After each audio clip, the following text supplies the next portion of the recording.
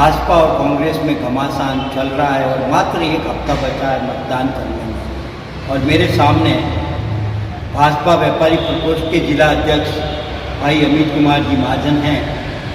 आज मैं उनसे जानूंगा चुनाव की गतिविधियों के बारे में, स्थानीय गतिविधियां कैसी चल रही हैं और भाजपा की पोजीशन क्या है, क्योंकि आप भी भाजपा के एक सक्रिय कार्यकर्ता है, तो मैं उनसे जानना चाह रहा हूँ। अमित जी, हमें ये बताएं कि भारतीय संविधान में मतदान करने का सबको प्रयोग करने का अधिकार दिया गया है, लेकिन कुछ लोग आलसी प्रवृत्ति के ऐसे होते हैं, दूसरे समय में अपना समय व्यतीत कर लेते हैं कहीं भी जाकर के, और मतदान देने के लिए बोले तो बिल्कुल वो मुंह मोड़ लेते हैं, जबकि समय सुबह से शाम को 6 बजे तक उनके पास रहता है और एक 10-15 मिनट निकाल नहीं पाते। तो ऐसा क्यों? देखिए, ये चीज़ बहुत गलत है। संविधान ने हमको हक दिया है कि हम वोटिंग राइट अपना यूज़ करें, तो मेरा सभी से यही अनुरोध रहेगा कि आप अपना वोटिंग राइट यूज़ करिए। उस दिन छुट्टी बनाना या फिर अपने घर में रेस्ट करना, ऐसा सब बिल्कुल मत करिए, क्योंकि बाद में फिर हम 5 साल तक सोचते रहेंगे कि ऐसा ये जीत के आ गया, कुछ काम नहीं कर रहा है, ये पार्टी जीत के आ गई, कोई काम नहीं कर रही है। जब हम वोटिंग हक ही अपना नहीं ठीक से नहीं निभाएंगे तो हमें फिर किसी को कोसने का अधिकार नहीं रहेगा। पूरे दिन हमने पास समय है, सुबह 7 बजे से शाम को 5 बजे तक, तो हम जाए 10-15 मिनट निकाले, भले ही हमको थोड़ा 10-15 मिनट लाइन में खड़ा होना पड़े, लेकिन हम अपना वोटिंग राइट जरूर यूज़ करें। जी, हमें ये बताएं कि अपने हुगली धारवाड़ में बहुत सारे अर्बन प्रांतों के लोग बसे हुए हैं, हिंदी भाषी लोग हैं, तो अपन हिंदी भाषी लोगों में सोच अलग अलग है क्या, कि उनमें भी मतदान करने की कुछ प्रवृत्ति ऐसी रही है, कुछ लोग तो कर लेते हैं और कुछ लोग वो समय के कारण जा नहीं पाते, यानी मत से वंचित रह जाते हैं, मतदान करने केंद्र पर नहीं जा पाते।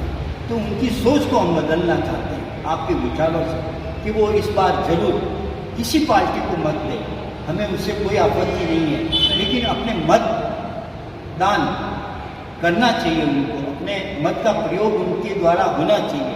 तो अपन ये बात जानना चाहते हैं कि आप हिंदी भाषी हुगली धारवाड़ में जो लोग बचे हैं, नौकरी कर रहे हैं, व्यवसाय कर रहे हैं, जो युवा हैं, जो कोई पहली बार मतदान का प्रयोग करेगा, तो आप उनको क्या संदेश देना चाहते हैं हिंदी भाषी लोगों के लिए? हमारे हिंदी भाषी लोगों का मेरा यही संदेश रहेगा कि अपने मत का प्रयोग करें, भले ही आप किसी भी पार्टी को, किसी भी कैंडिडेट को वोट दें, मगर अपने मत का जरूर प्रयोग करें। कल हम इसी रिलेटेड हम ग्लास हाउस में भी हमारे लायंस क्लब की तरफ से एक जन जागरूकता प्रोग्राम आयोजन कर रहे हैं सुबह 7 बजे, जहाँ पे हम सभी मतदानों को यही बताएंगे कि भले आप किसी भी पार्टी को, किसी भी कैंडिडेट को वोट दें, मगर अपना मत का अधिकार जरूर यूज़ करें।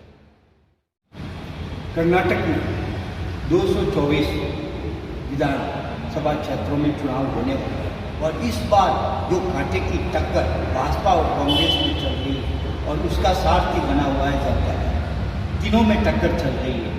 तो आपको क्या लगता है कि भाजपा बहुमत ला सकेगी या बहुमत से दूर रहकर भाजपा ज़्यादा सीटें लाने में कामयाब नहीं हो सकेगी? तो भाजपा की स्थिति क्या रहेगी इस बार? हमारी यही गणना है कि भाजपा अपने अकेले के दम पे पूर्ण बहुमत बना लेगी। हमारे अंदाज से भाजपा को कर्नाटक में 115 के करीब सीट आनी चाहिए और पूर्ण बहुमत से चुन के यहाँ पे कर्नाटक में बीजेपी की सरकार बननी चाहिए। कहीं आपको ऐसा लगता है कि भाजपा ने बहुत उम्मीदवार बदल डाले इस बार, बहुत नए चेहरे उतारे, तो कहीं आपको ऐसा नहीं लगता है कि भाजपा को कई सीटों पर नुकसान हो सकता है, यहाँ नहीं होगा या भाजपा के सारे उम्मीदवार जीत के आ जाएंगे? आप उनकी जीत को लेकर कितना आश्वस्त?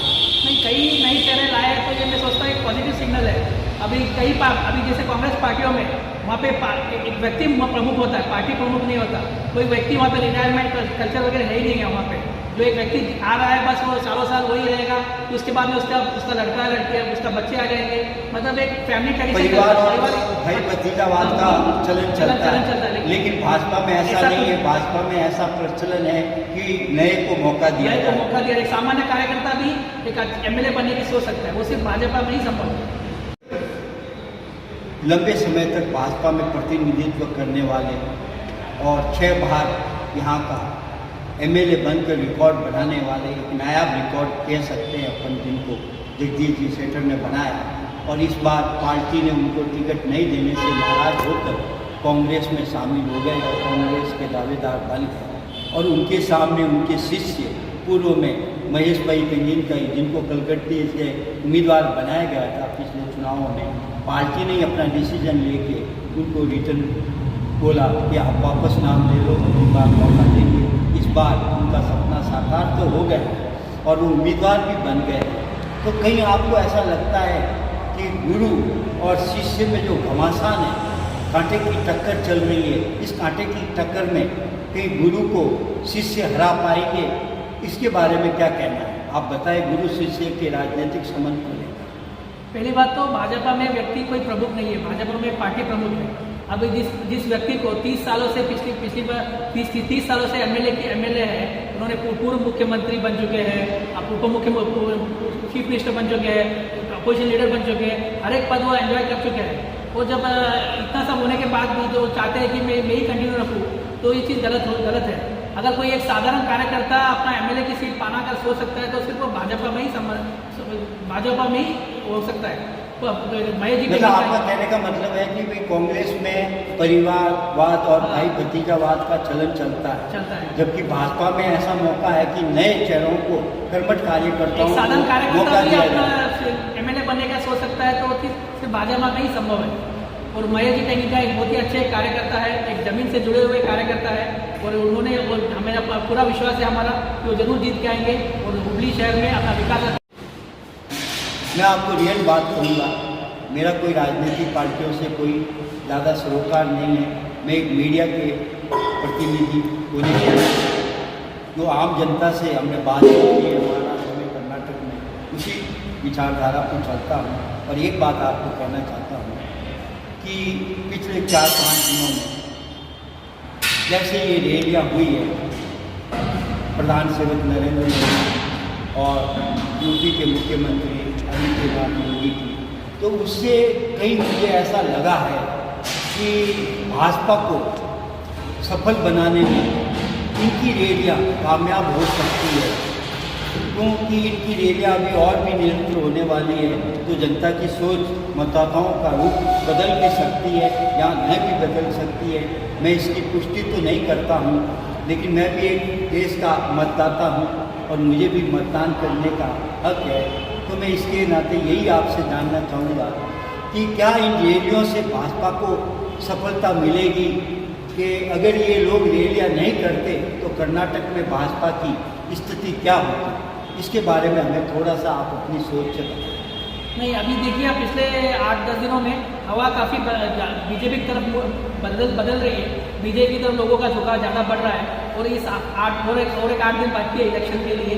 तो अभी काफ़ी बड़े नेता यहाँ सभी कर्नाटक में आने वाले हैं, जैसे योगी आदित्यनाथ जी, नरेंद्र जी मोदी है, अमित जी शाह है, हमारे नड्डा जी है, हमारे जोशी जी है, सभी काफ़ी रैलियाँ कर रहे हैं और लोगों को बता रहे हैं कि विकास के लिए डबल इंजन की सरकार बहुत ज़रूरी है। क्योंकि हमारे सेंट्रल में भी बीजेपी सरकार है और वही सरकार कर्नाटक में भी हो तो विकास तेज गति से आगे